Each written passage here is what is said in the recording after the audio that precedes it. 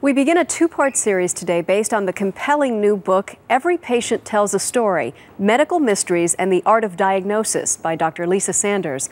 The TV series House is based on her career, and she writes the diagnosis column for the New York Times Magazine. Before we meet Dr. Sanders, take a look at one of her incredible stories. Amanda Bole works 80-hour weeks during harvest time at a broccoli farm in northern Maine.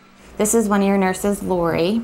You'd never know, just 2 years ago, she was near death. She kept saying, "There's something wrong. My head feels funny. There's something wrong in my head."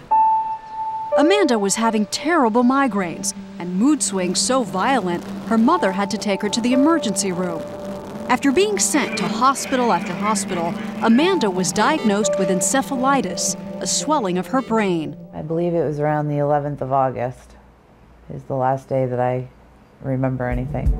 Amanda had gone into a coma. Her mother was afraid she was slipping away. Just thinking about it, I want to cry. Because we came so close.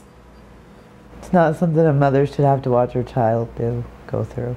Amanda was transferred to the Neurology Intensive Care Unit at world-renowned Massachusetts General Hospital.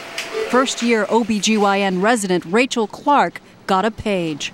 She was a mystery, like nothing exactly pointed to anything until they had this scan. This CAT scan revealed a small cyst on Amanda's left ovary. Dr. Clark showed the results to attending OB/GYN, Dr. Rebecca Culp. Here's her left ovary, and here's the little cyst filled with the different types of tissue within that ovary. Dr. Culp diagnosed Amanda's cyst as a teratoma. Teratomas can form virtually any tissue or organ in the body, often growing teeth and hair.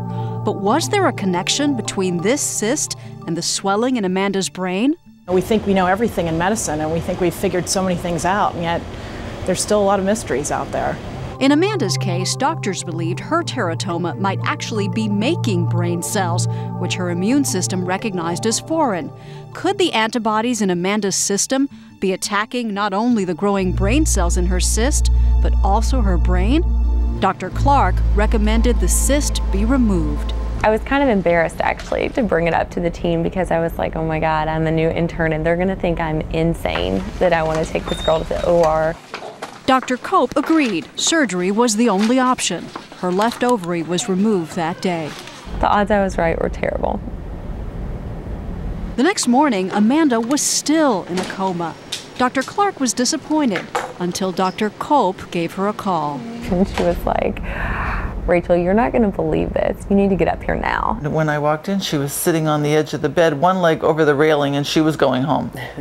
After 2 months in a coma, Amanda was back.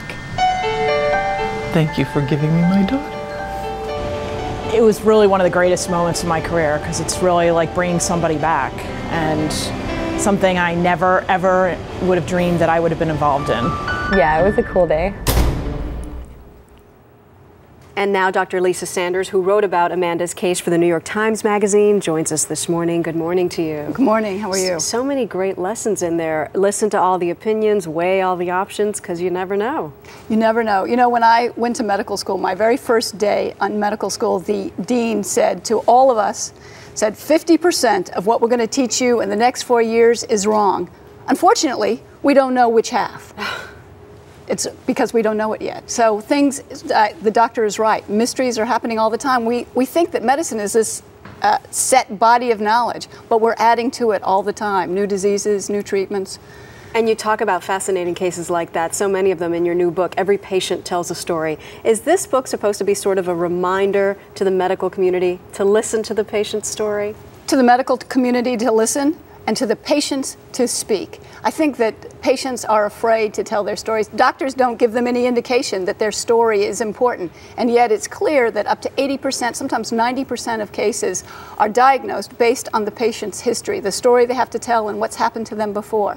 So it's very important that people tell their story. So that's what you would recommend, that's how we can be our best advocate, is to tell every detail that we can remember about our story. Tell the story that you've been telling it to your wife, your husband, your friends, your mother, your daughter. Tell that story because in it is important information. So fascinating how you even came to be a doctor. Lisa was a producer for our program, and then later than most people, you had a career change, became this doctor, became the inspiration for the TV show House. Congratulations, Lisa. Oh, thank you so much. It's a pleasure having you here. Thank you.